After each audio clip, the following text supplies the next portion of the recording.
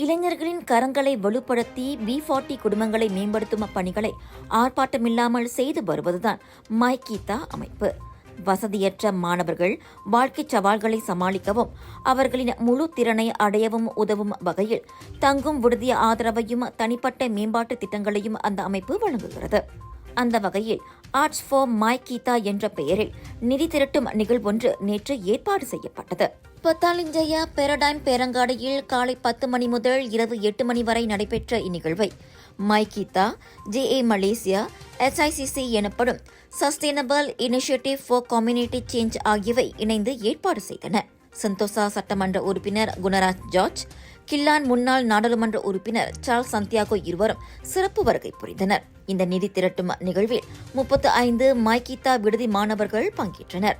ஒரு தமிழ் பள்ளி நல்ல நிலைக்கு எடுத்துச் சென்றதில் ஒரு இளைஞர் அணிக்கு பெரும் பங்கு உண்டு என்பதை இங்கே சொல்ல விரும்புகின்றேன்.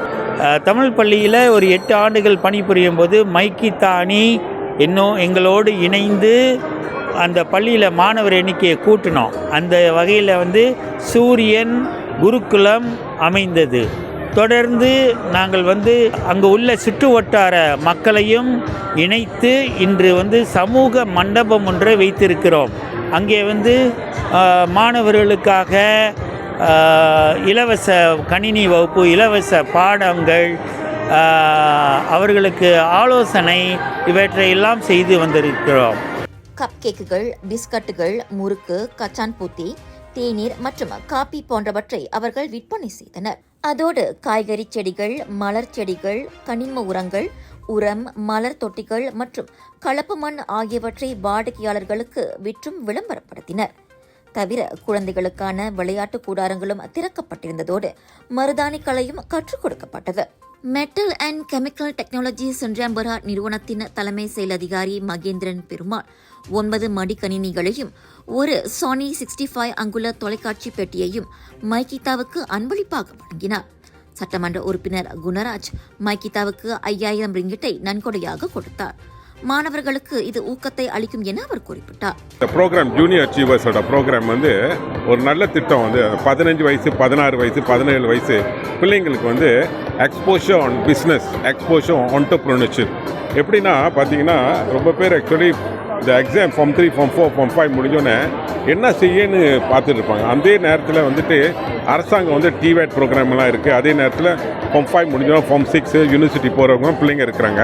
சில பிள்ளைங்களுக்கு இந்த மாதிரி ஒரு ஏற்பாடு பண்ணி பிஸ்னஸில் இறங்குறதுக்கு தான் இந்த மாதிரி ஒரு ஏற்பாடு பண்ணியிருக்காங்க. இந்த வயசுலேயே பிஸ்னஸ் பிளான் என்ன செய்கிறது, marketing, branding, right, cost, revenue அதெல்லாம் சொல்லிக் கொடுக்குறாங்க பாருங்கள் இந்த நிகழ்ச்சியில். இந்த மை கீதா தலைமைத்துவத்துக்கு வாழ்த்து சொல்ல கடமைப்பட்டிருக்கேன். இளைஞர்களுக்கு இதுபோன்ற ஏராளமான திட்டங்கள் நடத்தப்பட வேண்டியது அவசியம் என சார்ல்ஸ் சந்தியாகோ கூறினார். மை கீதா ப்ரோக்ராம் ஒரு 22 பேர் 3-4 மாதமாக அவங்க ஒரு என்டர்பிரனர் பிஸ்னஸை எப்படி உருவாக்குறது, எப்படி ஒரு தொழில் அதிபராக எப்படி உருவாக்க முடியும், எப்படி ஒரு பட்ஜெட்டை உருவாக்க முடியும், எப்படி ஒரு மார்க்கெட்டிங் என்வாயர்மெண்ட் மற்றும் ஆர்கனைசேஷனல் ஸ்ட்ரக்சர். 4-5 மாதமாக மை கீதாவும் ஜூனியர் அச்சீவர்ஸும் 2 பேரும் சேர்ந்து SICC கூட ஸ்லங்கோ சஸ்டைனபிள் இனிஷியேட்டிவ் ஃபார் கம்யூனிட்டி சேஞ்சோடு சேர்ந்து ஒரு ப்ரோக்ராமை நம்ம உருவாக்கணும். இந்த ப்ரோக்ராம் எப்படி நம்ம இந்திய சமுதாயம் ஒரு தொழில் அதிபராக உருவாக்க முடியும், ஒரு கல்ச்சர் ஆஃப் பிஸ்னஸை உருவாக்க முடியும். ஸோ நம்ம என்ன தீர்மானிச்சோன்னா நம்ம இளைஞர்கள் 15 வயசுலேருந்து 18 வயசு வரைக்கும் எப்படி அவங்களுக்கு ஒரு பட்ஜெட்டை உருவாக்குறது, எப்படி பிஸ்னஸ் ஆர்வத்தை உருவாக்குறது, எப்படி பிஸ்னஸ் ஒரு கலாச்சாரத்தை உருவாக்குறது நம்ம பிளான் பண்ணி நம்ம ஒரு திட்டம் பண்ணோம். இளைஞர்கள் B40 ரொம்ப பேர் இருக்காங்க. B40 எப்படி நம்ம வெளியே வருது, அது நம்ம சின்ன பிஸ்னஸை உருவாக்கணும். வீட்டில் பிஸ்னஸ் பண்ணலாம், வெளியே பிஸ்னஸ் பண்ணலாம், டிக்டாக் மூலிமா நம்ம பிஸ்னஸ் பண்ணலாம். ஸோ இது ஒரு ஒரு சப்போர்ட், ஆதரவு தான்.